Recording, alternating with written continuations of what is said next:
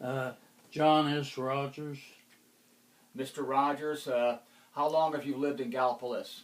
I've lived here all my life. I was born in Gallipolis. I was born in 1927. And I've lived in this house right here 61 years. I was one of the original people that lived in this area. In fact, there's only 4 or 5 houses here when okay, my son told me, shut my mouth. He says, you get the rattling, and you get, you go, I can get it. I know all the history around here, up and down the river, and our family, in fact, was here in the 1700s. We were one of the first families in this area. We owned thousands of acres the way you came from Rod Grand. From Rod Grand, So, Jack, we'll call you Jack, right? Yeah, that's fine. Yeah, everyone. I didn't know my name was John until I was 8 years old. I had to get a Social Security number. No, I didn't. I was Jack. Well, we're here to interview you about the Silver Bridge collapse in 1967. So what were you doing when the bridge collapsed? How were you employed? What do you remember about that day? Yeah, talk to me. Give me just a minute. I've got this all, and I can't remember. My mind, this affected my mind, by the way. Judy, bring that back in here. We'll make one later. I have to look at my notes. Okay, that's fine. And cause like I say, I almost passed away last time, just 2 years ago. Almost passed away, and so I wrote these notes so I could glance at them to answer your questions. Just bring on in, honey, and then you can make that. Take it back and make it. So I call her honey. If okay. you're in a, were you raised here? I was raised in Gary, Indiana. Gary, Indiana. Well, this is a southern culture through this area. I don't know whether you're aware of that or not. And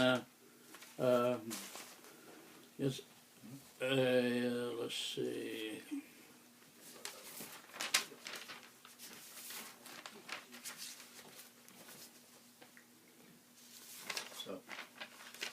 Okay. Okay. So tell us about yourself in 1967. Well, as you know, I'm Jack Rodgers. Age is 86. I live at 111 Kenyon Drive, Gallipolis, Ohio. I retired from Columbus and Southern Ohio Electric Company in 1982 after 33 years service in management. I was a manager. The following statement is what I recall to the best of my knowledge on Friday, that occurred on Friday, December the 15th, 1967, in regard to the Silver Bridge collapse. Is this okay to do this? That's fine. That's fine, Jack. At approximately 5 or 10 minutes before 5 p.m., we received a telephone call at the Columbus and Southern Ohio Electric Company office that the bridge had collapsed. I told the office employees to notify our line department and others, and I got up from my desk, excuse me, and ran out to my car and took off up the street, which fortunately had very little traffic. The traffic was light. It was on a Friday night. That was before Christmas. I drove to Canalgy, which was around 5 or 7 miles on State Route 7. Route 7 at that time was a narrow 2-lane highway. The land on both sides of the highway was mostly farmland. It was all farmland and hardly anything. I can't recall, well, there might have been a thing or two, but as I reached Canalgy, I didn't see any police or ambulances, any police cars or ambulances or emergency vehicles anywhere. It was dark, cold out, of course,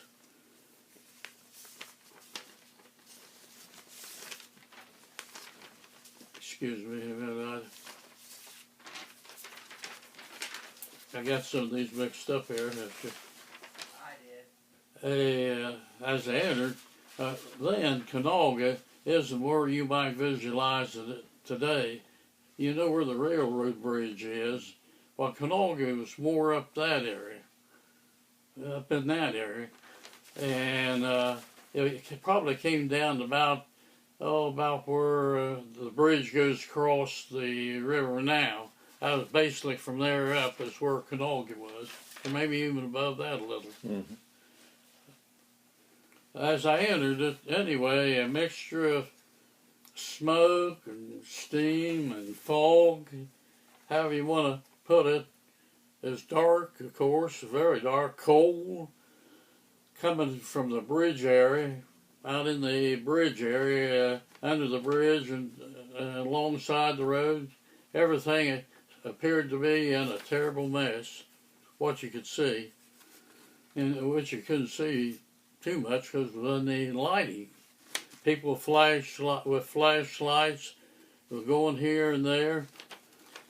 Approximately 20 or more local people, these were local people, were out helping direct the traffic going through. I mean, there wasn't hardly any traffic really, and directing the traffic in the area. And we're down over the road, down in the field.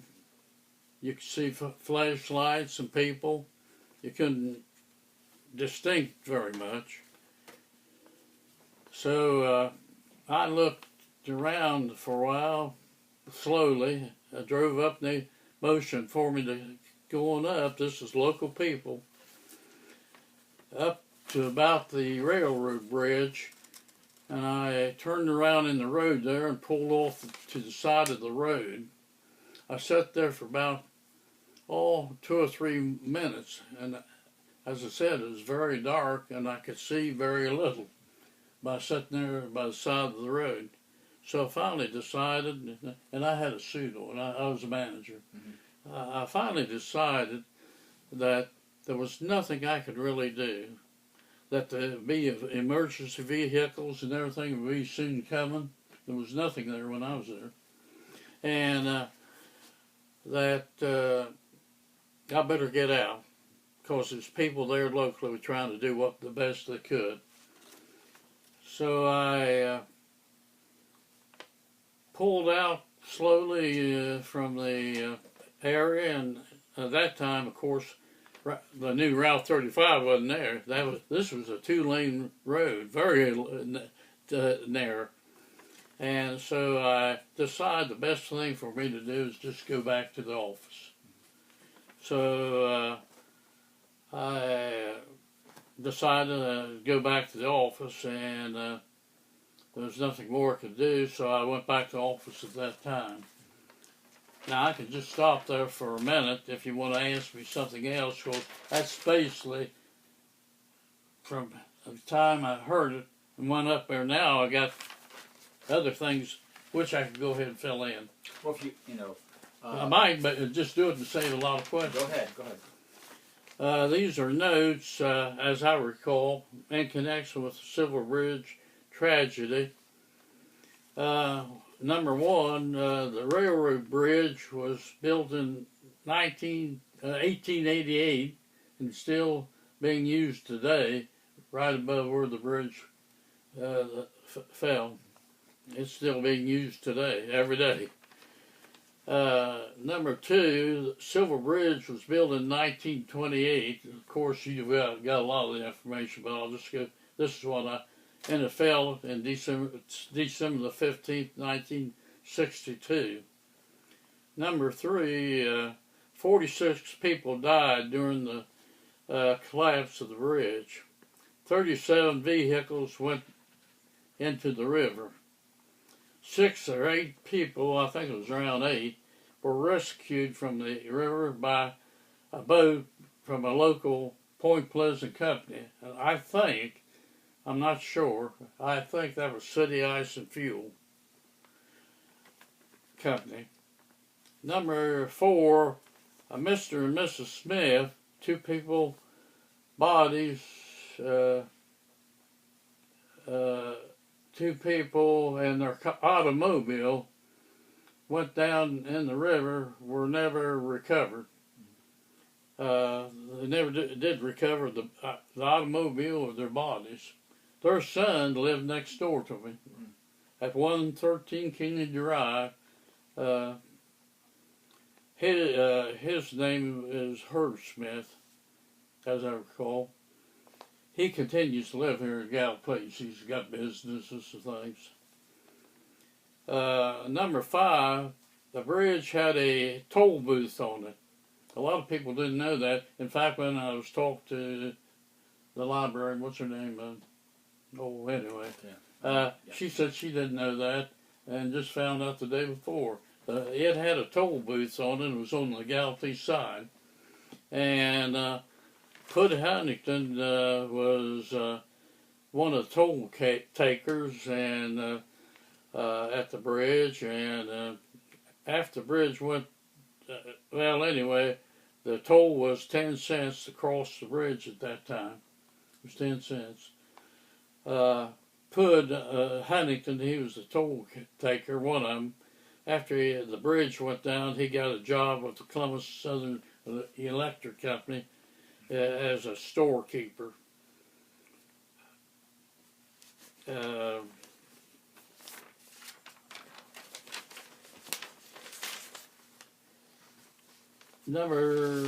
got a number 6 there. I'll speak it, then cross it out. Obliterate it. I'll speak it. I'm not sure who owned the Silver Bridge, which I'm not. But I think it was under the state of Ohio. I'm talking about the one that went down. Do you know? We believe that the bridge is probably owned by West Virginia, because usually the southern state owns it to the border. Well, anyway, I know West Virginia owns a new one. Yeah. But the old one, I think, Ohio owned it, but I'm not sure. Right. So I marked it out. Wasn't you going to say that, but I'm not sure. That's quite all right. So you might want to. That's fine. Okay. Number 7, faulty Lincoln Bridge. Here's something a lot of people didn't know, and they still don't know today. I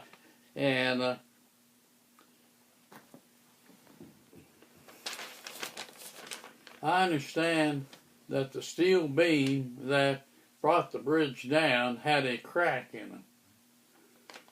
The engineers thought they knew this crack was in it at the time the bridge was built. The engineers thought the beam was sufficient to carry future loads on the bridge. Since the loads at that time, when the bridge was built in 1928, were mostly Model T, Fords, Model A's, other cars, but they probably didn't weigh over 1,000, 1,500 pounds. And they knew the crack was there, but it was very sufficient to take care of the load. But in the 1920s, 30s, they were much lighter. But in 1967, in the 1960s, they probably built the heaviest vehicles they've ever built. And the load was much larger and heavier, and probably 2 or 3 times heavier, the vehicles. That's all I got there. And number 8, the communications. Communications at that time were the telephone and the mobile radio, which I have a license today, but you had to have a license to operate mobile radios. And I stopped right there, and I said I just got a note that there was no cell phones or anything like that. It was the mobile radios. I think I still got my license. I didn't look or anything. I think they were dated 19. I went to work with the electric company in 1949. I got them about that time. Well, that's about as I recall. Okay. And that might be completely wrong. Well, let me ask you. And Judy, would you finish copying this for a copy from them, please? Yep. Well, let me ask you, Jack. When you arrived at the scene, what did you remember the bridge looking like? Well, I looked out, it was just, it's hard to imagine because it was dark and just imagine, just a lot of steam and stuff coming up. It was just real foggy, and part of it was down, you know. You could just barely see, you know. The part down was on out.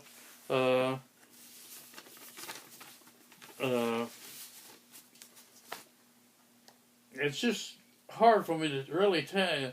They were just trying to get ready. A friend of mine, Johnny Foster, are you still recording? Mm-hmm. Okay. A friend of mine, Johnny Foster, he lived right next down, just probably 100 yards from the bridge. And he had all kinds of equipment. He was well known to have a lot of stuff. He just recently passed away. But he brought a big floodlight up there, and he was mounting it on the bridge. I didn't see that, but he told me about it. And he said he about froze to death because he operated that all night long. I mean, he had a really big floodlight. And it was hard to see anything. Really, when I came in and looked down there, you could see people with flashlights, you know, but you couldn't make out detail, what I'm trying to say. Right. It was just difficult to make out any detail. It's so dark. It was dark.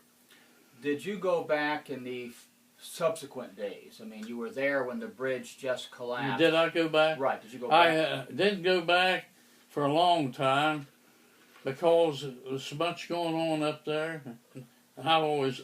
I've been busy, but I really didn't. I just stayed away, and I really didn't tell my story to many people. I mean, I came back to the office, and I was in shock, really. When I came back, I was kind of in a shock after going through all this. And in fact, I didn't stay at the office too long. I stayed a while. And it kind of seems to me like, I was trying to think this morning, there were people in our office using telephones. And it seems like also, I can't say this for a fact, these things, the Methodist Church was set up for a morgue. The morgue was set up there, but whether they ever brought any bodies down there or not, I don't know. I can't recall. But I didn't stay at the office too long. I was kind of in a shock. Everything I went through, you know, and seen, and I mean, I know, well, I don't know really what to tell you. I went home. I stayed a while at the office, and we had a switchboard, and someone was operating it, and telephones there, but they had a switchboard. We had a switchboard, you know, for the telephones. But the downtown, since it was a Friday night, why, normally back then, it was very common for a lot of stores to be open 7 in the morning, and in those days, and in the evening, instead of closing at 5 and go home, well, a lot of them be open maybe 6 or 7 o'clock, and that being the Friday night before Christmas, it was probably open at 10 o'clock, and all the employees were still working, and they weren't out on the street or anything. There were very few people out. It was dark, and thank you. And you mentioned that. Ask me anything. I'd rather for you ask me anything too, because I can. But down through town there, well, you go ahead and ask me. You mentioned your neighbor, Mr. Smith, lost his parents. Did you ever have any conversations with him about his loss? I did at the time, but I can't recall what it was. You know, it was more in the way of sympathizing with him, because you know, it was a tragedy to him and his wife, and then he didn't live there too much longer after that. He moved, and but I did. You know, as neighbors, you know, you comfort your neighbors, and but no, really, as far as any detailed information, I really didn't. How did it affect the community? The community was pretty well tore up. Our Gal Police back in those days was a completely different Gal Police than today is. Everyone knew practically everyone, and were very close. You never locked your doors at your house. If a guy wanted to meet you on the street, say you got a $10 I need, you reach down in your billfold and you give him a $10 bill, and when he seen you the next time, he'd give it to you without asking him. It was that type of people who lived in Gal Police, completely different than we have today. The drugs, stuff like that, women getting pregnant and being in jail. I never knew of a woman being in jail back then. And today the jail is full of women, and they're all pretty mean too. I call women today, if they're the right kind, I don't call them a woman, because the jail's full of women. I call them a lady. They're a lady today. I stress to everyone I talk to, I pass this, remember, call them a lady. And if they want to really go high, think like a man. And if you don't want to think like a man, be like a lady. Are you following me? What I'm saying? Yes, I'm following. And there's a lot of women think like a man, and they go places. I know a lot of women around here that think like a man. But if you don't want to, that's fine. But act like a lady. Do you remember your first trip across the New Bridge? No. No, not at all. Okay. I'll answer that. Now, you work for a power company, you say? I worked for Clemens and Southern Ohio Electric Company, and I was when I retired, I was in administration for the Southeastern Ohio on the administrative staff for Southeastern Ohio. But I was also at that time I was office manager, division manager. They changed. It was the division. I was a division manager, and did you have any business dealings across the river? no, really, I didn't have any business. I can go ahead, since we're on the river, talk about that. You knew there was a Gal Police ferry, and how it got its name. Do you know how it got its name? No, we don't. Okay, you know where Court Street is in Gal Police? Yes, sir. By the way, if anything else you want to ask about Gal Police, you ask me, and I might be able to answer. Okay, Court Street. Used to be you came down Court Street before going toward the river, from 2nd Avenue, we'll say. You went right down over the hill to a ferry, got on the ferry, and went right straight across the river to Gal Police Ferry. And that was Gal Police Ferry. And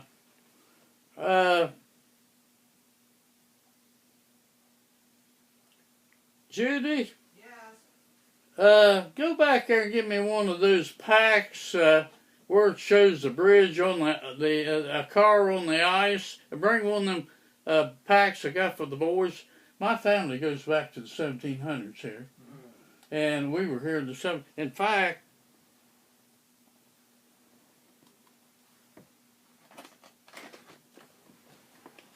So was your family part of the French 500? we were here before the French 500. We were here before the French 500. We were here in the 1700s. My great-great-great-grandfather Thomas Rodgers was the original Rodgers here. And he helped, well, here's a map I'm going to show you of 1882, and you're going to see islands on here which you can't see now because when they built the dam in 1937, it flooded these islands. One of them is right, well, this island right over here. You know this? This is about five. I'll tell you a little about it while I'm on it. Nick, is it okay for me to go ahead and talk? Go ahead and talk. This island right over here is about 5 acres right now. Don't look it, but it's around 4 or 5 acres. At one time, that was 177 acres. And it went way out in the river, and way up the river, and way down. Well, you know, the park down there is roughly 10 acres, but I don't think it's quite 10 acres, but it'll give you an idea. It went up the river and down the river and out. It was 177 acres. And I can remember as a kid around 8, and I ran all over Gallipolis back then. You wouldn't let a kid get off the block here now, but I ran all over Gallipolis then. I can see him go down over the hill with a team of horses, go across, drive them right over to the island there, up on it, and there's a house over there. In fact, they had a little restaurant. People would pull in there and get something to eat. And that was before they built the dam in 1937. And the river was lower. And it'd flood, you know, occasionally. But I actually seen that happen and things like that. I took care of the island there. Let's see, where was it going next here? But Did I tell you? I told you about the Gallipolis Ferry. right, yes, you did, sir. But your memories of the bridge collapse. Did you see any cars in the river? Did you see anything? No, not at all. Not at all. Okay. I will to go back there. Those people on the ramps. You made me think of something. The last night when I was, see, that's why I can't remember all this stuff, and that's why I decided to put some notes down. If you want to see that, let me see what I was going to say here. Oh, there was some cars on the ramps. Okay. This one you're going to talk about? All across the river? Okay. Thank you, sweetheart. I call her, don't get me wrong. No, we're not. I call her honey and all this. She works for me. I got 2 people work for me, and it's a southern thing. In through here, that you call your women, a lot of women, honey, and it doesn't mean a personal thing. It means part of the. Well, your secret's safe with us, Jack. But let me go back to the bridge up there. There's cars up on the ramps on both sides of the river, and sitting there after the bridge fell. And there's people in them. And a lot of people was froze right in them cars. In other words, what I mean by that, they were, I don't know how the word to it. My English isn't very good and grammar. I got so old, but anyway. Were they shocked at what? Yeah, shocked, and they're just frozen in the car. They just couldn't move on both sides of the river. And a friend of mine, I believe, if I recall, his name was Harold. His name was Harold Welly. If I recall, it was his daughter. She was on the other side of the river, in that state, up on the ramp, and she was in that car. And how he found out she was over there, I don't know. But he drove to Pomeroy and back down, came down to Point Pleasant, and walked up on the bridge and got out of the car and took her down to his car. That's all I can tell you on that. A lot of things are just, fragments now to me. I knew a lot of stories. Let's see, anything else in that area? No. I think Well, I'll go back to a different story here altogether. This happened, the bridge, the back then, the river would freeze over. Actually freeze. And you could drive cars out on it and everything else. I'm going to give this to you. I think she made a copy. If she didn't, I'll have her make a copy. Did you make a copy of this, Judy? No.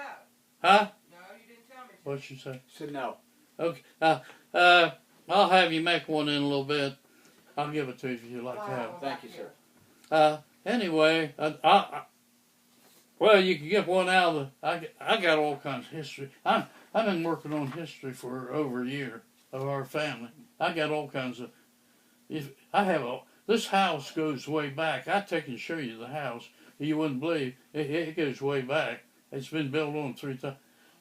But my wife had killed me. She's passed away 10 years because it's all tore up on account of my sickness. They just got stuff set here and there.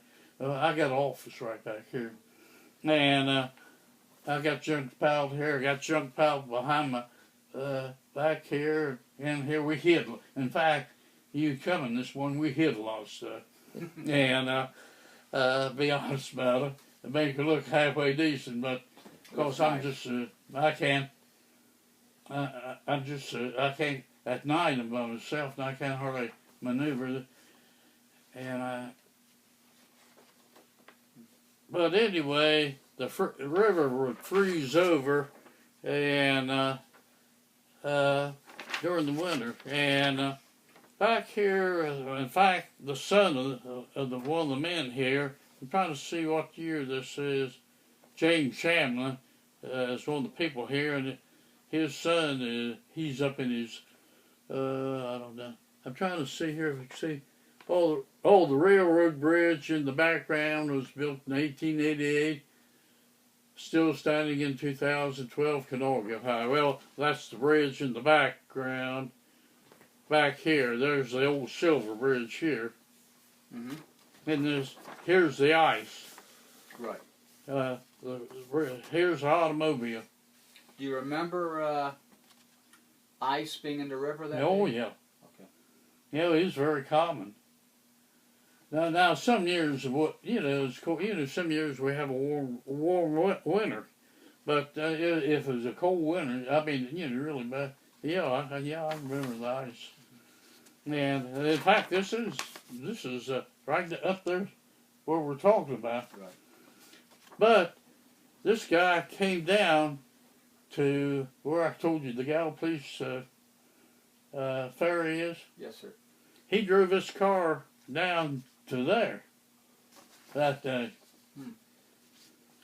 Pictured above is a car which 3 times crossed the Ohio River ice here, January the 30th, and on the 4th attempt, a Gallipolis ferry cracked through the ice, sending the car to the bottom. The 2 occupants of the machine, James Shannon, a chaser, and Farrell Sheets of Letar Falls, Ohio, barely escaped with their lives. In the background of the picture are shown the Silver and New York Central Railroad Bridge. The ice,